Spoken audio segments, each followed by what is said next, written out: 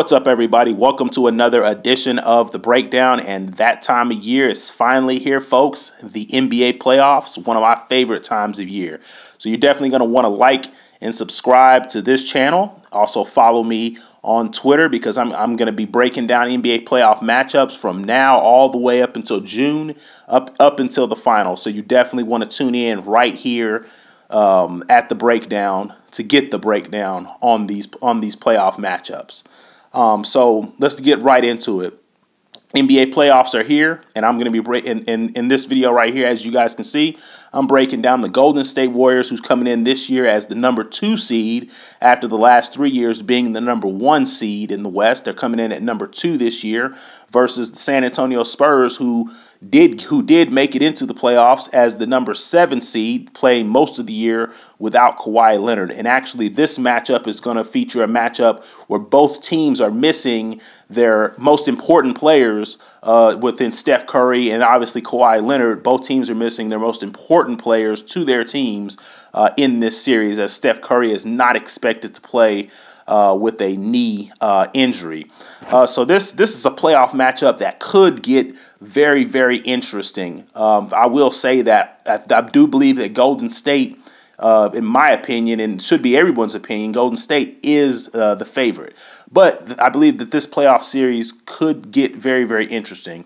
I have Golden State winning the series in 6, but there's certain things that I believe San Antonio has to do if they want to make this series competitive and actually come away with 2 games. And if they don't do that, it could be 5 games or even a sweep.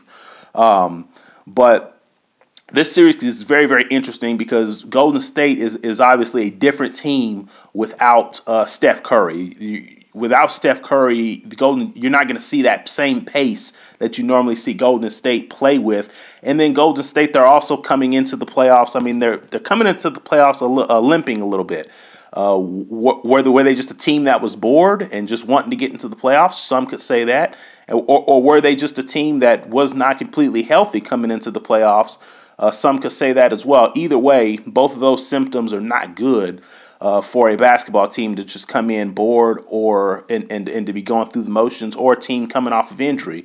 Meanwhile, on the other end, San Antonio's a team that it starts with LaMarcus Aldridge this year and it ends with LaMarcus Aldridge. So the Golden State Warriors are definitely going to be keying in on LaMarcus Aldridge. And outside of that, you really don't know what you're going to get from game to game with the San Antonio Spurs. So that's kind of what I believe makes this series kind of interesting, is because you don't know exactly what you're going to get from the San Antonio Spurs. Meanwhile, on the end of Golden State, you know what you're going to get from Kevin Durant. He's coming into this series averaging 26 points on the season. Klay Thompson's averaging about 20 points on the season.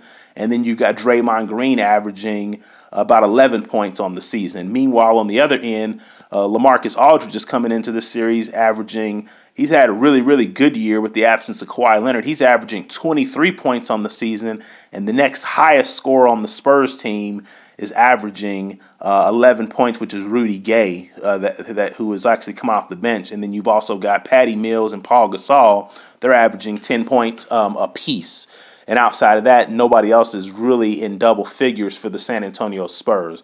So just by pointing out those stats there, you can tell that Golden State, even despite the loss of Curry, they're going to be able to score the ball a lot easier than San Antonio is. San Antonio, outside of Aldridge, is really going to have difficulties.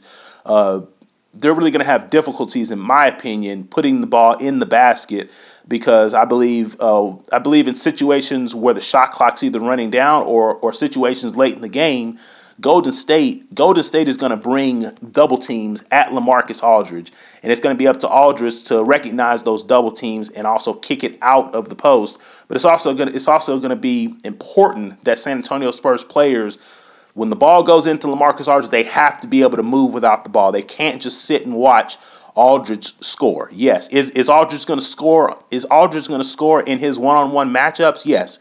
He is going to score in his one-on-one matchups. The Golden State Warriors, they don't have anybody that can guard him one-on-one.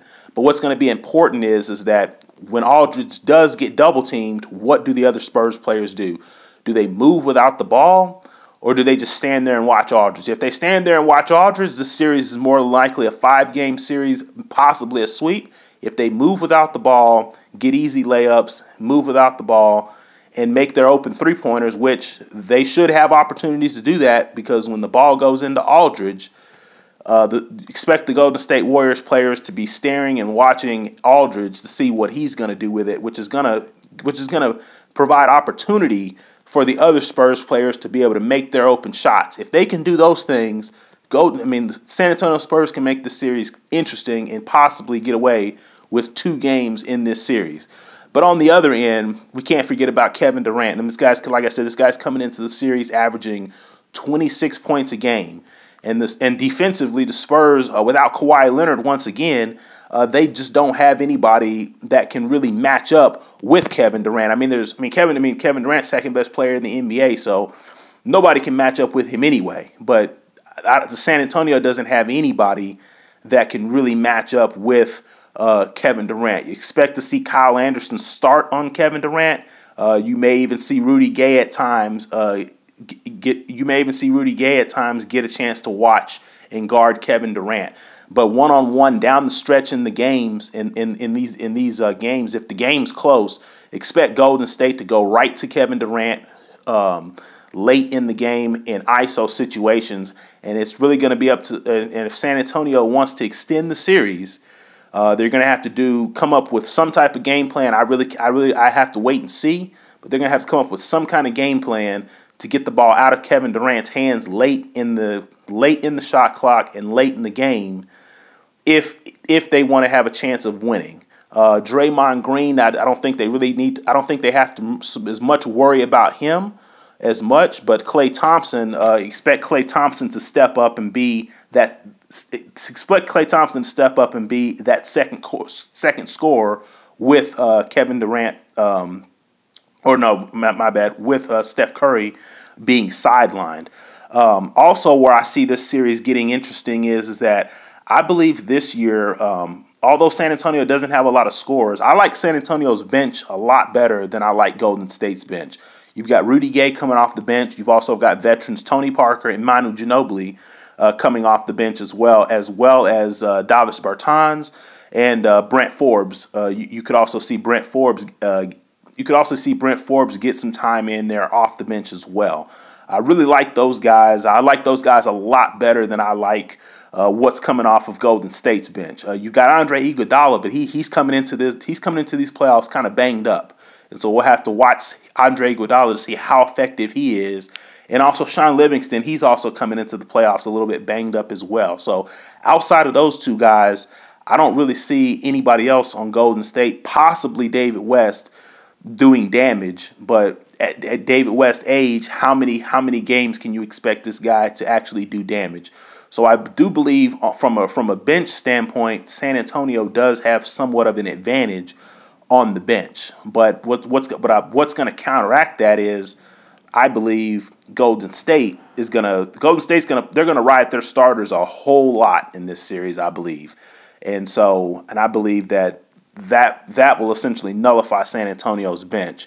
But let's go to the film. Let's go to the film on a few key things that I feel like San Antonio needs to do if they want to extend this series offensively. Because defensively, I think they're going to be fine, but offensively is where San Antonio is going to be challenged, with Marcus Aldridge being the only scorer. So let's go to the film on some things that San Antonio needs to do if they want to at least get out of this series with at least 2 games and make it somewhat competitive. Now, LaMarcus Aldridge has the ball right up top, and you'll notice that Swaggy P cheats. DeJounte Murray finds the open spot, 2 points, easy. Now, in this clip, you see LaMarcus Aldridge with the ball, and the defense is cheating. But no, watch how the Spurs players move without it, and DeJounte Murray gets an easy bucket. Now, another look is, because so much of the attention is going to be on Aldridge, it's going to leave guys on the Spurs open. Guys like DeJounte Murray, they got to be able to make shots like this. They're going to get them. They got to be able to make those kinds of shots, because Aldridge is going to draw so much attention that shots like what you just saw in those last 3 clips, those are going to be there for the Spurs. And if they can execute on plays like that, I believe San Antonio can at least get 2 games in this series. But if not, It could be a really quick series for the Spurs. It could be over within a week, or it could be over within 5 games. So on those clips that I just showed you, it's important that the Spurs players move without the ball, and then also because there's so much attention paid to Aldridge, they're gonna have their opportunities for wide open 3-point shots. They got to be able to knock them down because we know Golden State is gonna knock down theirs. That's all I have for you. Continue checking out the rest of the matchups, and I'm out. And also, let me know what you think. How long do you think this series will last? Now I'm out.